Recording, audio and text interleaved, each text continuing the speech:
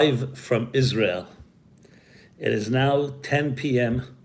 in the Holy Land, the Promised Land, 3 p.m. in New York. And I have to share with you straight from my heart. Just 2 hours ago, a siren rang through the entire country of Israel.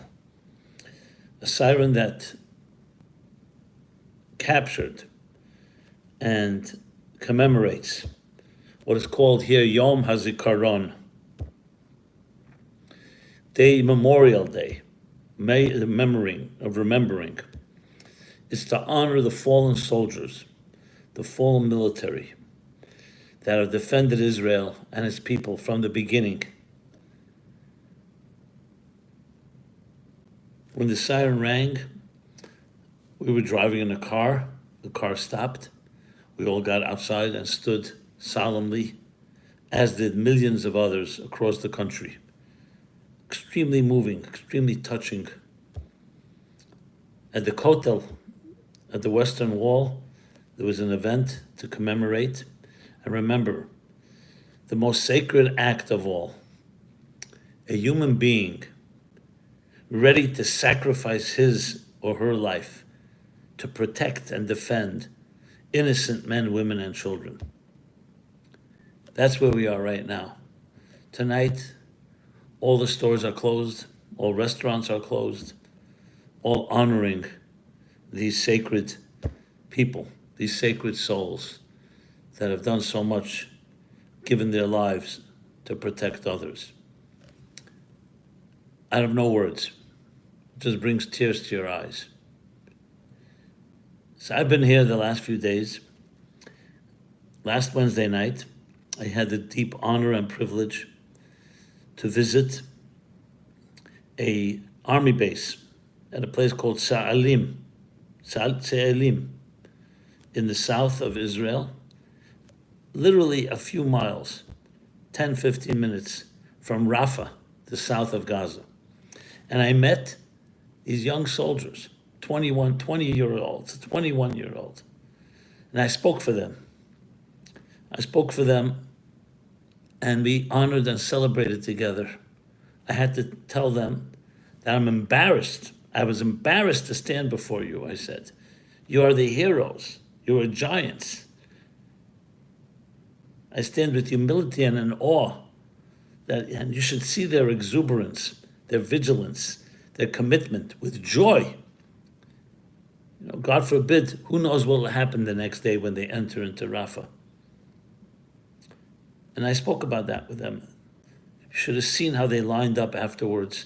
They wanted me to sign my book, Toward a Meaningful Life, a special edition of which we just published and printed in honor of the IDF, 50,000 books, and we're giving them out individually, including that evening. This was just this Wednesday. I'll never forget this experience. When you see people, and they're not doing it begrudgingly, on the contrary, you would not know the danger that they're placing themselves in. So this is what giving you a live report from the Holy Land, the Promised Land. I mean, what should I say? You walk the streets here. The streets are not just streets. These go back thousands of years. Who knows who walked exactly in those streets of Jerusalem, on that very sacred ground. And it just brings to the fore this rich history, as well as the battles being fought and have been fought and are being fought as we speak.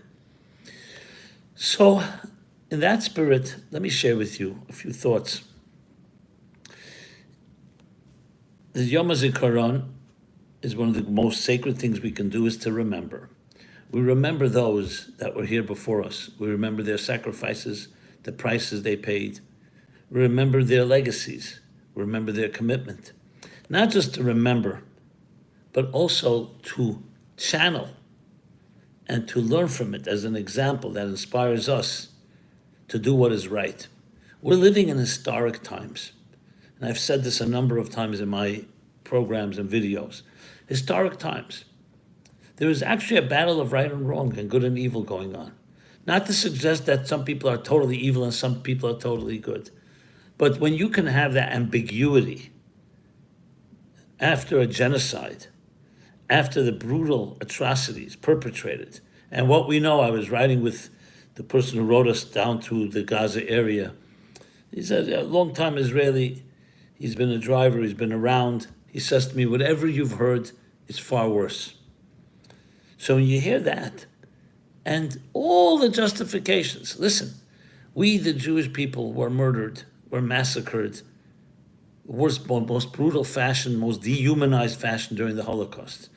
But we still never saw that as an excuse to saying we're so grieved that we're now going to do exactly that to our tormentors. It never rose in our minds.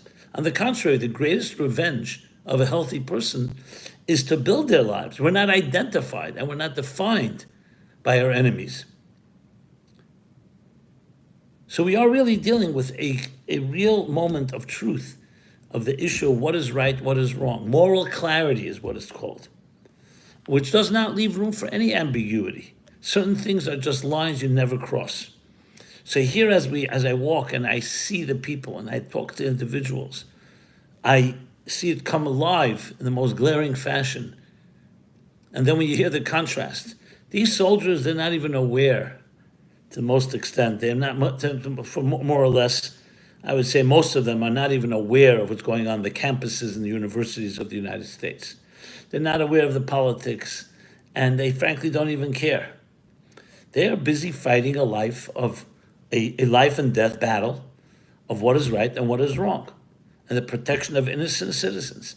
I cannot tell you how unfathomable it is that we keep forgetting the plot. Hamas and their cohorts, in the most savage fashion, attacked innocent people. There's a very simple way to stop this whole battle. A ceasefire. You know how that is? You surrender, you return the hostages unscathed, untouched, and you extract in every possible way from your constitution the call for the genocide of the Jewish people from river to sea in Israel. A few hours earlier, I went to the Kotel, which was closed off because they had this big ceremony tonight. But just watching it, and I see the history, the wall standing there, a wall that's standing almost 2,000 years, if not more. And you see the mosques, and you see the Christian quarter, and of course there's the Armenian quarter, the Muslim quarter. And I think to myself, what lies within this small area in the world? And it comes to mind what Jacob said when he woke up after he fell asleep on the Temple Mount, Mount Moriah in Jerusalem. He says, Ashara Shamayim, this is a gate to heaven. We're dealing with a portal, an interface between heaven and earth. And the major religions have been fighting over it for who knows how many years. But it all goes back to the Bible. And the Bible rings true because you see real-time wars being fought. And make no mistake about it, this is a religious war. This is not a war of some little piece of land or some resources or power or influence. It's a religious war. Who did God choose to give this land to? And as long as the Jewish people control the land of Israel, its enemies cannot accept that because they see that as sacrilegious. They see that as a defilement of what they think belongs to them. So this is not a matter of compromise, this is a matter of every inch. And on the other hand, you read the biblical stories of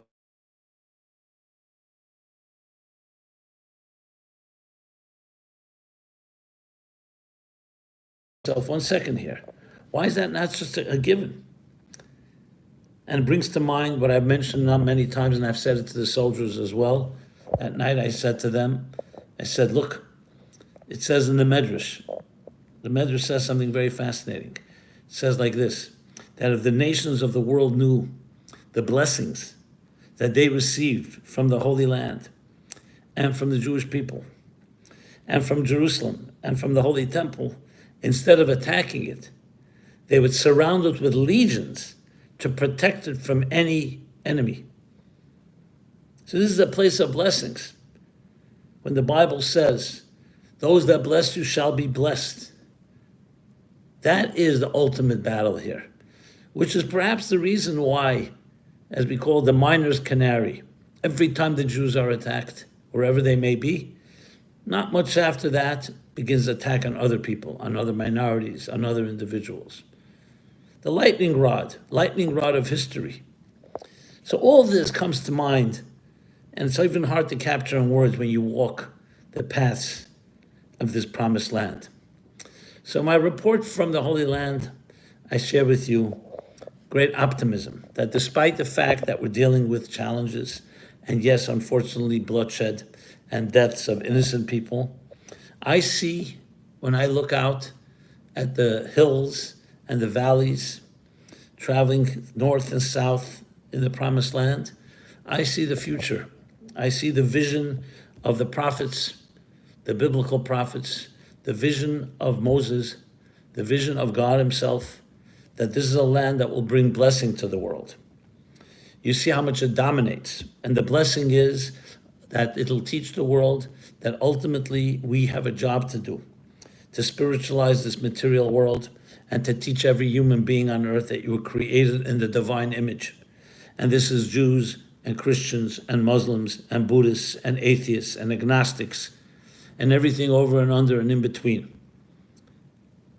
This theme, this message, was once only the vision of one man and one woman, Abraham and Sarah.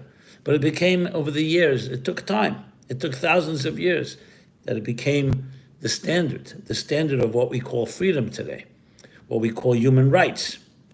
And therefore, no question that it will continue to spread. The religions that have abused and misused and misunderstood this message and have in turn used it and weaponized it, the form of violence, will be tamed. The Christian people, the Christians, were for years, for centuries, aggressors and tried to force their faith on others by the sword, the Crusaders, the Inquisition, and so on. And the Muslims, not all, but many, and many are sympathetic, feel the need that has to be done with aggression. All that will be eliminated. This is what I see. I see the pride. I look at those soldiers' faces. I look at the Jewish people in Israel. You know, it's a miracle. I mean, I was just thinking about it. I'm walking the streets of Jerusalem. If you didn't know it, you wouldn't know there was a war going on. How's that possible in a country that's smaller than the size of New Jersey? In the United States, something like this would happen. There'd be 300 drones and missiles shot at the United States. The whole country would shut down. Thank God we're blessed to be protected from that. But in Israel, life goes on. And not in a complacent way. Everyone knows what's happening. But there's a certain, I will say, resilience, and certain immunization that yes, we must fight the war, but we are not going to allow it to define us.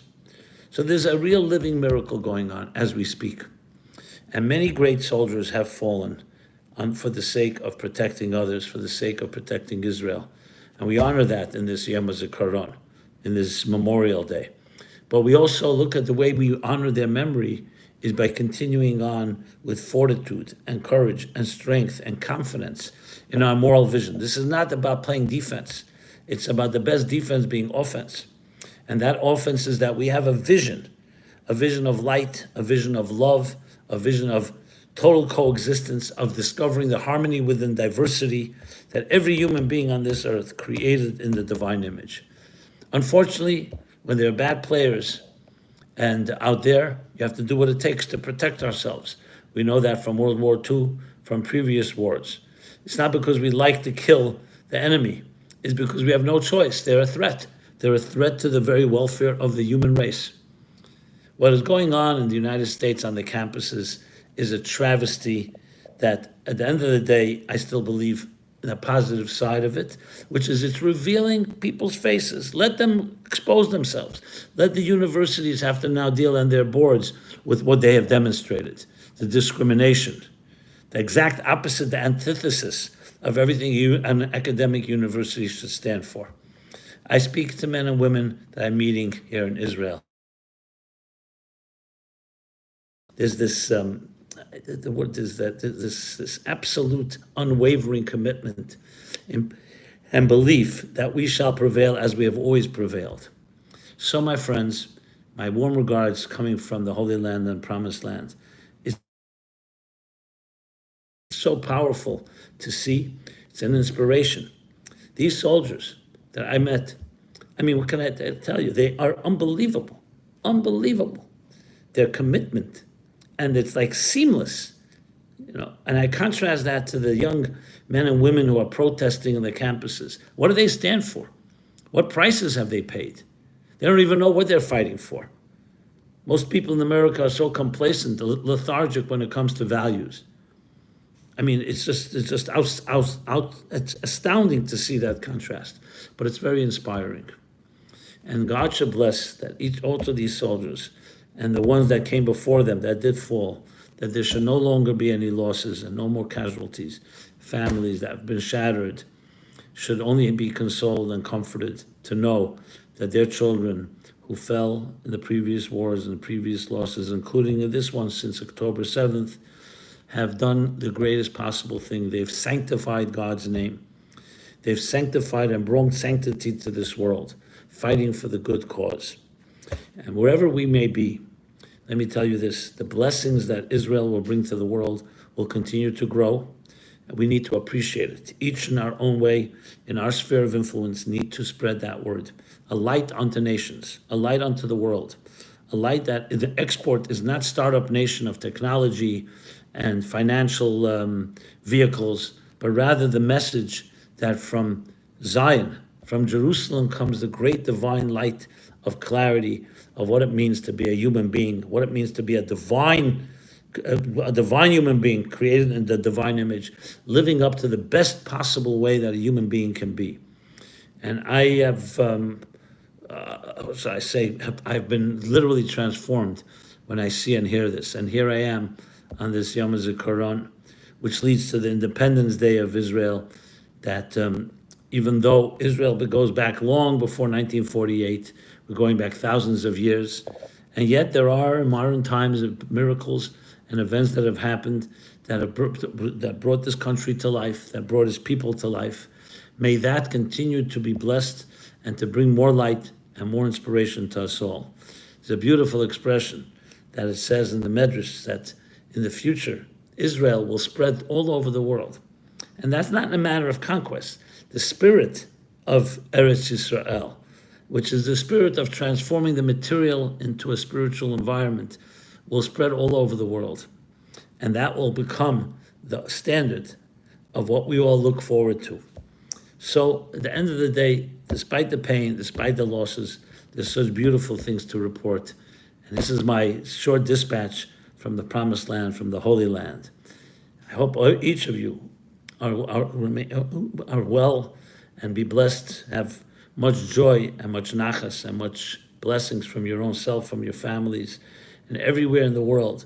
Good people should continue to flourish, and we should finally see the day when all evil and all destruction will be eradicated from this world, as the prophet Isaiah says, where the wolf will lie with the lamb, and there will be peace in this world, a world filled with divine knowledge as the waters cover the sea. So again, warm regards from the Holy Land. I will bring back this energy to wherever I go, try to share it with others, and I hope you share it as well. So, to sum up again, this tremendous inspiration of a blessed country, a promised land, promised to us all, that brings promises and blessings to every human being on earth, not just to the Jewish people, but by extension to everyone. And that is the ultimate goal that we all are looking to achieve. So be blessed, everyone. See you soon as I return. God, of course, has his plans as I return to the country called the United States of America. Continue to bring this message and the spirit of the promised and holy land. Everyone be well. This has been Simon Jacobson speaking from the Holy Land, from Eretz Yisrael Live. And please share this. Subscribe to our offerings. Subscribe to this our YouTube channel. And I'd love to hear your thoughts, your feedback, your comments. And may God bless you. May God bless America. May God bless Israel. May God bless every human being on this earth. and may God bless the cause of ultimately the one that Abraham brought to this world, virtue, justice, and yes, that every human being has the right to be who they are and serve God as they see fit, the harmony within diversity. Be blessed and be well. Thank you so much.